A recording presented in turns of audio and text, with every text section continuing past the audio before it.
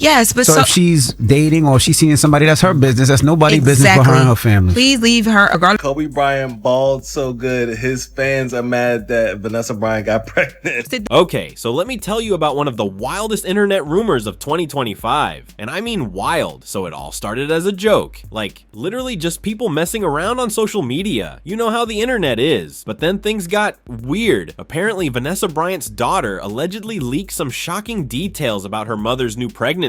And I say allegedly because, spoiler alert, none of this was real. But fans? Oh, they were stunned. The internet absolutely lost its mind over these so-called revelations. Fast forward to June 2025, Vanessa decided she'd had enough of the nonsense. She hopped on Instagram stories and addressed the rumors in the most iconic way possible, with Rihanna memes. Yes, Rihanna memes. She flat out denied the pregnancy rumors and just absolutely roasted the baseless speculation. Like, she was having fun with it, you know? Using humor to shut down the gossip decisively. The meme of Rihanna where Rihanna's like swimming and she has the goggles on and she has the middle finger up.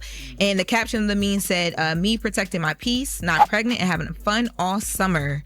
And then she posted another meme, another Rihanna meme that says, I'm not mean, I'm just not gay. That's how you handle internet trolls, people. Take notes. Here's the thing about internet gossip. It never really dies. By August 2025, the rumors resurfaced. And this time, they came back with a vengeance. Viral videos started popping up everywhere, suggesting that NBA players like Jaylen Brown or Kevin Durant could somehow be involved. I know.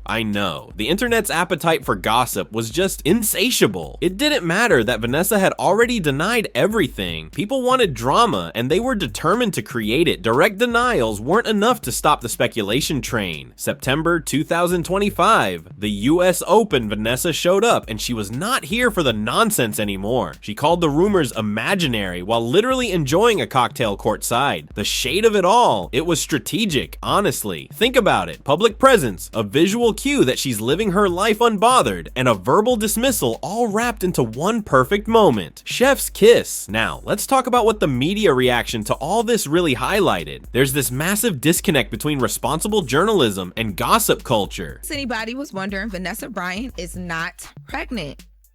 So Vanessa Bryant had to go to her Insta story and post to clear up rumors. There have been things, I guess, spreading online. I didn't even see the rumors. I just saw her post about it. Like a Grand Canyon-sized gap. Enough going around online that I assumed that she had to tell people that she is not pregnant. Please leave that lady alone. But Kobe passed away in 2020, right? Yes, but so if she's dating or she's seeing somebody, that's her business. That's nobody's business but her and her family. Please leave her. And here's what people forget. These persistent rumors have a significant psychological impact on the people they're about. So what she is doing, she should not have to say anything about anything at all. Like she, yes. Well, she really didn't have to. She didn't have to, but I think it bothered her enough that she felt like she did, especially because she's so protective over like Kobe's legacy and all these things. Her I think girls, of course. Yeah, and her daughter. Vanessa isn't just some character in a story. She's a real person, a widow, a mother. This whole situation demonstrated just how important it is to respect celebrity privacy. But I digress. Let me take you back to where this all really began. November 1999. Vanessa Lane was just 17 years old. Kobe Bryant was 21. They met on the set of a music video called G'd Up. Vanessa was working as a background dancer, and according to everyone who was there, video set is where I first met Vanessa. The lovely young ladies that I haven't even met yet. I wasn't some big time basketball player at the time either, so it was like, you know, it's a pleasure to meet you. The connection was immediate, undeniable. A video shoot. And I was always looking for her. Like, I wanted to know where she was. You know, I would finish a take and then go to my trailer, but I wonder where she is the entire time, and then come out of the trailer and just want to talk to her some more in between takes and stuff like that. Like, you know those stories where people say, I just knew? This was one of those. She wrote a phone number down at the time where you had to still write phone numbers down.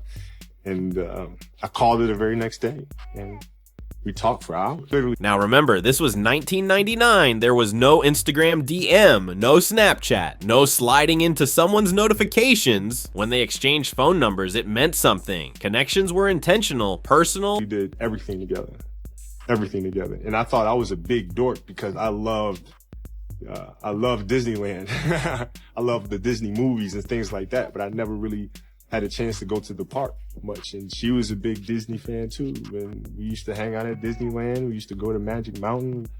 she became my best friend. And their whirlwind romance. It demonstrated just how deeply compatible they were from the start. This wasn't some casual thing. This was it for both of them. For me, it was very different to have somebody that I was so close to, because I had been so used to growing up in isolation, really, and moving around from place to place and making new friends all the time. So I never really opened up to anybody because I knew I was just going to inevitably move. But now, you know, being in Los Angeles and feeling like I'm going to be a Laker for the rest of my life. The decision to marry came naturally from their deep connection. And I just met this beautiful woman that I just see the world the same way with. We decided to get married. I proposed. She said yes. We're both so young. So April 18th, 2001, Kobe and Vanessa got married in a private Catholic ceremony, and I mean private. There were only about 12 guests there. Here's the part that breaks my heart, though. Kobe's parents weren't there. They disapproved of the relationship, but Kobe and Vanessa, they built a life together anyway. Nearly 2 decades of building something real. I'd wake up and I'd go train and I'd come back and she'd still be in the bed sleeping like 18-year-olds do, man. She'd be asleep till like 12, 1 o'clock in the afternoon, man. And then I lay down with her and I go to sleep again too. And then, you know, we'd wake up and just, you know, do what kids do. Let me tell you about their girls. First came Natalia, then Gianna, born May 1st, 2006. Bianca arrived on December 5th, 2016. And finally, baby Capri on June 20th, 2019. Kobe's devoted fatherhood became absolutely central to his identity. Kids do. I'd take it to the batting cage. We go hit some balls. Like, you know, we play miniature golf. You know, we go to the movies. We go out to eat.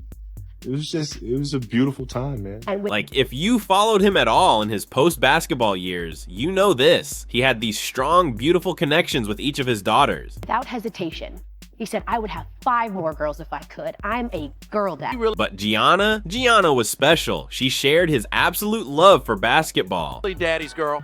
Oh, 100%. Oh, yeah. Completely. Like, she's totally bummed out when I have to go somewhere. Take her to the movies all the time. Italian. Absolutely. But Gianna was special. She shared his absolute love for basketball. It happens just when we go out and fans will come up to me and she'll be standing next to me and they'll be like, hey, you gotta have a boy. You and V gotta have a boy, man. You have somebody carry on the tradition, the legacy. She's like, oh, I got this. You know, books and that. I got this. Like, that's right. Yes, you do. You got this. She was gonna carry on his legacy. The way people described their family life, it was all joy, organized chaos, and so much love. So much energy, it's outrageous. Like, I mean, it's crazy. Like, she'll do gymnastics, like mommy and me class, and then swim class, and then she'll come home and run around, and then she'll want to, you know, shoot hoops with Gigi, and then you come like, you know, 8 o'clock, 9 o'clock, kids ready to go to sleep, right? Right. No. She's still going. Oh, no, still going. Still going. The kid does not stop. Like, we call it a little mini. Kobe's creative projects were completely influenced by fatherhood. That's V's call. Oh, is it? That's V's call. It's completely V's call. But, I mean, we're just really blessed and very fortunate. He wrote children's books. He coached youth basketball. His daily routines emphasized his domestic involvement. This wasn't a dad who was absent or distant. He was there. Breakfast, school drop-offs, basketball practice. You love this book because it's a way to communicate with your girls who are getting a little older and they don't want to always hear from dad. Yeah, that's just true with all of our stories coming out. So all the messaging is things that, as a parent, we want our kids to learn. You know, yeah, it is like you have kids all, you know, it becomes white noise after a while. They're like, all right, what do you guys know? You guys don't know what you're talking about. Right, okay. So finding creative ways to put those very impactful messages within the story.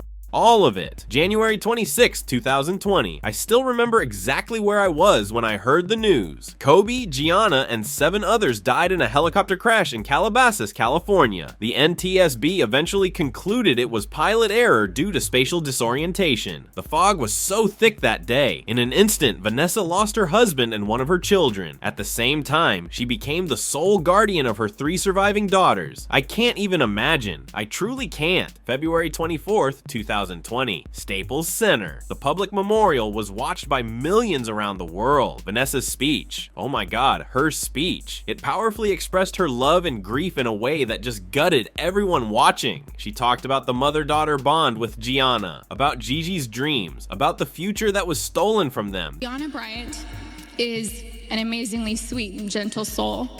She was always thoughtful. She always kissed me goodnight and kissed me good morning. There were a few occasions where I was absolutely tired from being up with Bianca and Capri, and I thought she had left to school without saying goodbye. I'd text and say, no kiss, and Gianna would reply with, Mama, I kissed you, but you were asleep and I didn't want to wake you. There wasn't a dry eye anywhere. She knew how much her morning and evening kisses meant to me, and she was so thoughtful to remember to kiss me every day. She was Daddy's girl, but I know she loved her mama, and she would always tell me and show me how much she loved me. She was one of my very best friends. Since that day, Vanessa has worked tirelessly to honor Kobe and Gianna while building her own identity. She's focused on raising her daughters, on doing charitable work through the Mamba and Mamba Cheetah Sports Foundation. Yes, Mamba Cheetah, Gianna's nickname. Gigi was very competitive like her daddy, but Gianna had a sweet grace about her. Her smile was like sunshine. Her smile took up her entire face, like mine. Kobe always said she was me. She had my fire, my personality, and sarcasm, but she was tender and loving on the inside. She had the best laugh. And Natalia, their oldest daughter, has become this strong, powerful voice in honoring Kobe's legacy too. They're doing it together as a family. Vanessa filed a wrongful death lawsuit against Island Express Helicopters and the pilot, Ara Zobayan. She alleged negligence, that they flew in foggy conditions and violated FAA rules about flying in unsafe weather. Because here's the thing, that flight never should have happened, not in those conditions, but then came something even more traumatic, if you can believe it. Vanessa had to file a lawsuit against Los Angeles County. Why? Because first responders took graphic photos of the crash site and shared them. Let that sink in. Photos of her husband's and daughter's remains. Shared. Like gossip. The trial revealed the ongoing psychological trauma this caused. Can you imagine? You're grieving the most devastating loss imaginable, and then you find out people took photos to show their friends at a bar. The settlements tell you everything. $16 million to Vanessa. $15 million to Chris Chester, who also lost his wife and daughter in the crash,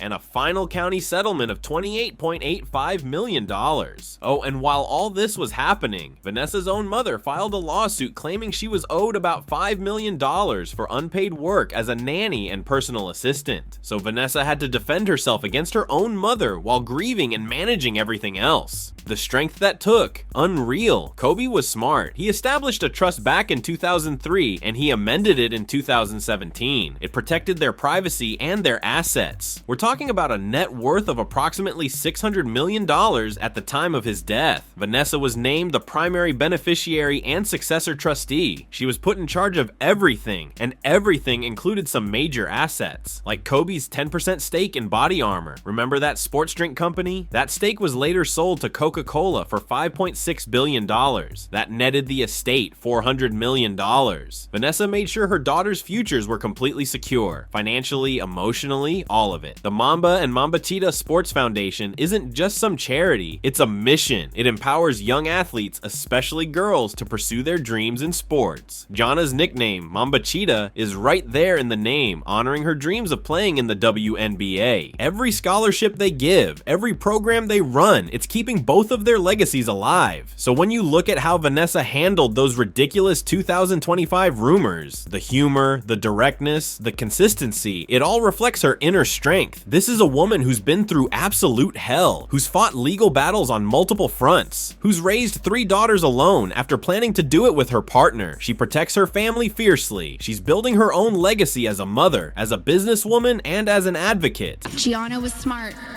She knew how to read, speak, and write Mandarin. She knew Spanish. She had great grades and kept them up, all while becoming an incredible basketball player. She was president of School Spirit on student council, She was director's assistant for her school play, just like her big sister. And when the internet tries to drag her through the mud with fake rumors about secret relationships with NBA players, she shuts it down with a Rihanna meme and a cocktail. You will not be able to see Gigi go to high school with Natalia and ask her how her day went. We didn't get the chance to teach her how to drive a car.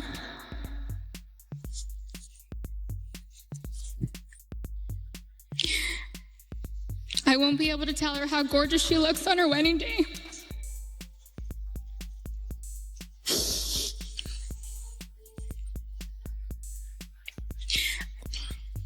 I'll never get to see my baby girl walk down the aisle, have a father-daughter dance with her daddy, dance on the dance floor with me, or have babies. Because that's who Vanessa Bryant is, a survivor, a warrior, a woman who refuses to let anyone define her story except herself. And honestly, we should all take notes.